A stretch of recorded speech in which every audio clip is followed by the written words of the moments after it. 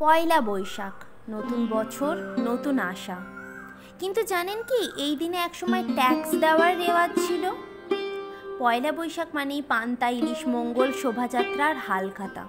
কিন্তু আজ জানবো আমরা এর পিছনের মূল ইতিহাসটা কি। এই বর্ষপঞ্জি সংস্কার শুরু করেছিলেন মুঘল সম্রাট আকবর।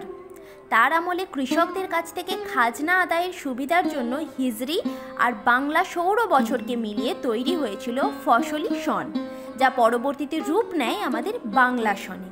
অর্থাৎ এই উৎসবের জন্ম কিন্তু খাজনার হিসাব রাখতে গিয়ে। কিন্তু আর একটা মজার তথ্য জানেন কি?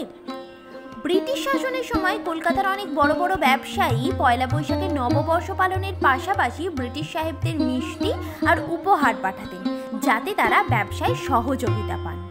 আর মঙ্গল শোভাযাত্রা, এটা কিন্তু শুরু হয় মাত্র 1989 সালে ঢাকা বিশ্ববিদ্যালয়ের চারুকলা ইনস্টিটিউট থেকে।